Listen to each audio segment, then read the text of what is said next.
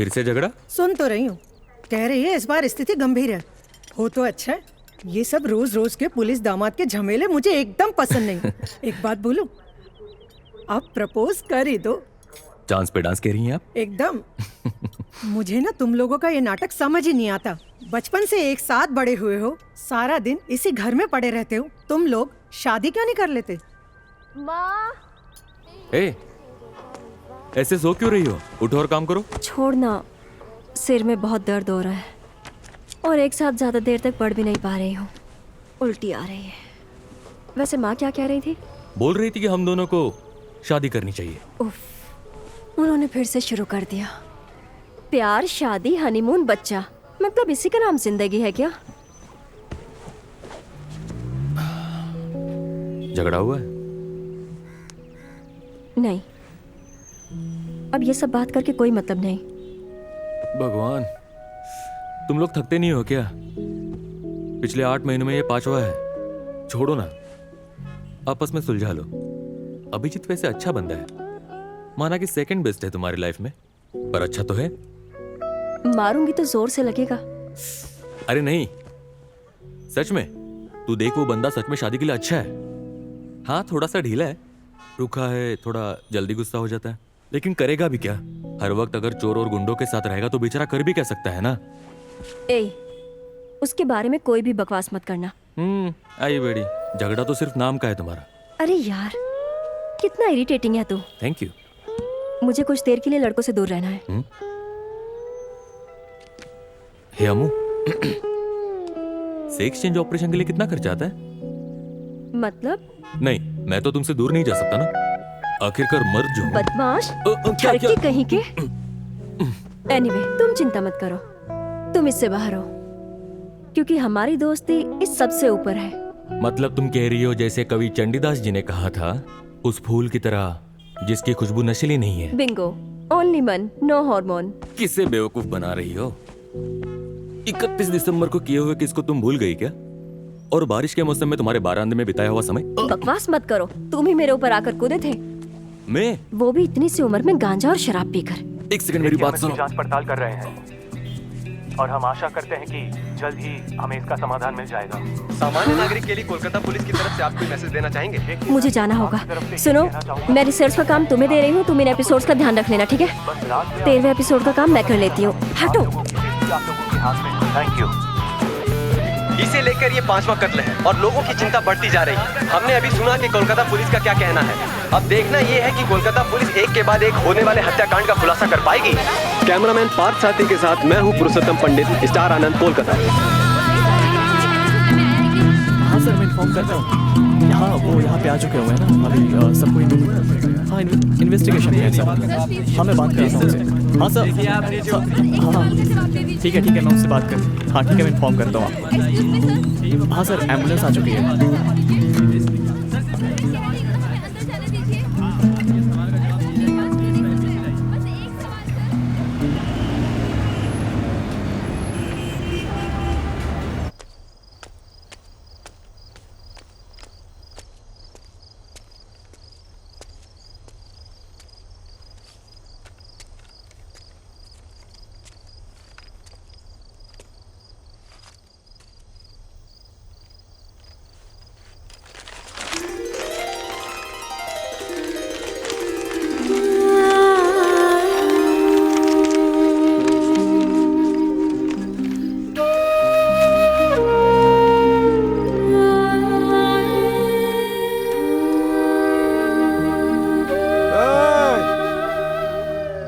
चाहिए तुम्हें? क्या कर रहे हो तुम? देखा नहीं तुमने कि मैंने सब हवा में उड़ा दिया? अक्षरमाला, मेरी कविता। मन दुखी है इसलिए गंगा पार आया हूं ताजी हवा खाने। तू भी यहाँ गंगा की हवा है? मैं भी सेम पिंच। मुझे और कुछ अच्छा नहीं लग रहा है।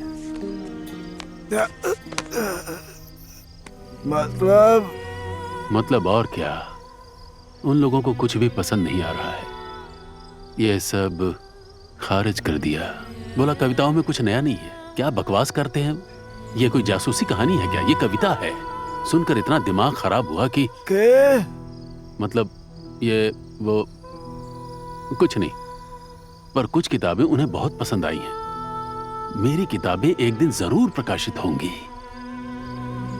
और कौन ये किताब छापेगा पता है तुम्हें? प्रूफ कौन देखेगा जानते हो? कौन? रविंद्रनाथ। ये तो बहुत अच्छा है। तुझे एक दिन नोबेल मिलेगा, देख लेना। और तू वो चुराएगा, है ना? सही बोला? खैर सुन, जो कविताएं उन्हें पसंद आई थी उनमें से एक पढ़कर तुझे सुनाता हूं। सुनेगा? हाँ, सुना। अश्लील साहित्य रचना और राष्ट्र के विरुद्ध षड्यंत्र, यही था आरोप। हथकड़ी पहनाकर ले जाया गया था 6 कवियों को। साथ दिया था अच्छे अच्छे बुद्धिजीवियों ने। माथे पर घूंघट डालकर मुस्कुराई थी विक्टोरियन नैतिकता। जल्लाद के उल्लास मंच पर डिस्को नाचा मैकाले के कमीने बच्चों ने। उसके बाद बीत गए 50 वर्ष। सबसे बड़े लोकतंत्र का बिगुल बजाकर लाल, पीले, केसरिया और हरे रंग जोर जोर से चीखते और गुर्राते हैं। ये आम लोगों के लिए है। जैसे ही नुकीले दांत आपस में टकराते हैं, कागजी बाग दिखाई देते हैं। लाल फीते शाही से फंदे बनाते हुए और लाल धरती की भूमि में रानी द्रौपदी गाती है और पूरा दिन मेहनत करती है और गाना गाती है।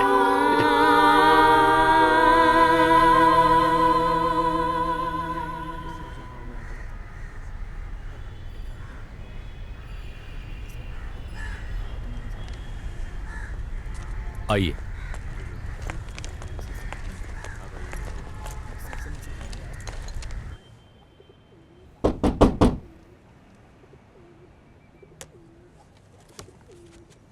आ जाओ, दरवाजा खुला ही है।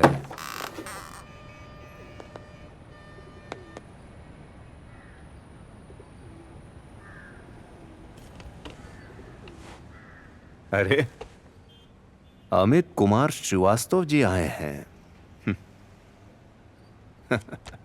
कैसे हैं आप? अच्छा हो। और तुम? वैसे ही जैसे पिछली बार तुमने देखा था, बेरोजगार, बेकार और अकेला। देख, पुराने जख्मों को कुरेदने का फायदा नहीं है, तो क्यों ना हम काम पे चर्चा करें? काम? बड़े लंबे समय के बाद सुना ये शब्द, काम। जानते हो अमित, मैंने सालों से बरामदे के चारों ओर पर्दे लटका कर रखे हैं। मैं दोपहर में वहां अक्सर बैठा करता हूं और ये बिल्कुल नहीं चाहता कि मेरे पड़ोसी मुझे देखकर कहें कि प्रेसिडेंट मेडल पाने वाला एक पुलिस ऑफिसर घर पे बैठा है क्योंकि वो पागल हो गया है। देखो, मैं चाहता हूं कि तुम इस केस को लो, मतलब ज्वाइन करो as a part of a special task force.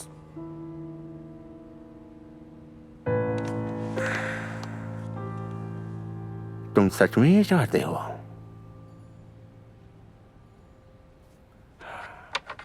और तुम्हारा डिपार्टमेंट क्या चाहता है? समझ लो, मैं ही डिपार्टमेंट हूं। वाह, बड़ी तरक्की कर लिया।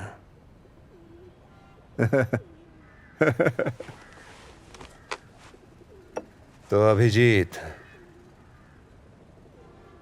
आज थोड़ी विस्की पियोगे? नहीं, मैं शराब नहीं पीता। ड्यूटी पर। No ice, no soda, just water. 2:1। Cheers. Serial killer की बात करें तो अभी मुझे सिर्फ एक ही नाम याद आ रहा है, रफीक अहमद। लेकिन कुछ दिन उसे यहां रखने के बाद तिहाड़ में ट्रांसफर कर दिया गया। मुझे नहीं पता कि आप उसका इंटरव्यू ले पाएंगी या नहीं ले पाएंगी। क्यों? वो 18 सालों से जेल में ही है और उसने इस दौरान शायद ही कभी किसी से कोई बातचीत की होगी। क्या तिहाड़ जाकर मैं उससे एक बार मिल सकती हूँ? पर्सनल रिस्क पर मैं इसकी व्यवस्था तो कर सकता हूं, मगर मुझे नहीं लगता कि इससे कोई लाभ होने वाला है। इससे अच्छा आप एक काम कीजिए, उसके बारे में ठीक से पता कीजिए। उसकी फाइल देखिए, इसमें प्रीलिम एविडेंस और पोस्टमार्टम रिपोर्ट्स भी हैं। प्रीलिम मतलब? प्रिलिमिनरी। शॉर्टकट। बात करके जो समय बचाते हो उसे बुद्धिमानी से खर्च भी करते हो ना? मैं कोशिश करता हूं सर। देखते हैं फिर। तो फिर मान के चलो कि तुम इस केस को ज्वाइन कर रहे हो।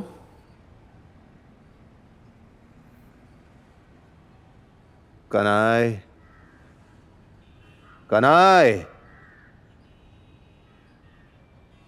ओहो, उसकी तो आज छुट्टी है। एक ही तो है वो, हफ्ते में 2 दिन आता है 1 घंटे के लिए।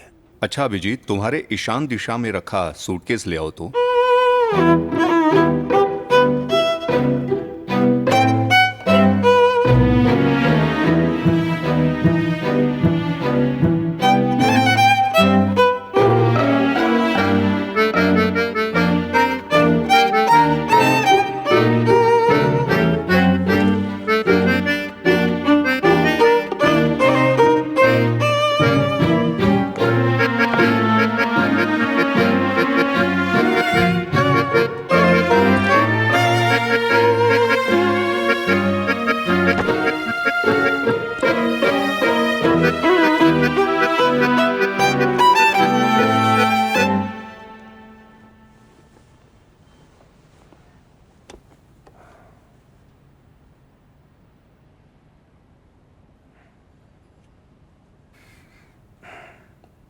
छोटा लग रहा है ना? कैसा दिख रहा हूं मैं? थोड़ा बूढ़ा हो गया हूं। Can you please help me? तुम नहीं।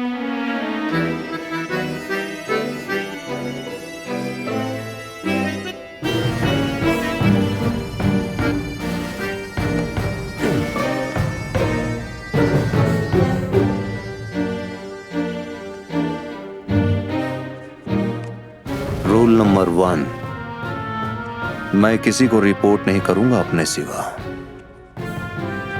रूल नंबर 2, मेरा डिसीजन फाइनल होगा। रूल नंबर 3, मुझे अपने आने जाने के लिए एक पुलिस की जीप चाहिए होगी। रूल नंबर 4, मुझे डिपार्टमेंट में बैठने के लिए एक अलग कमरा भी चाहिए। अच्छा, अब ये डिपार्टमेंट के पास कोई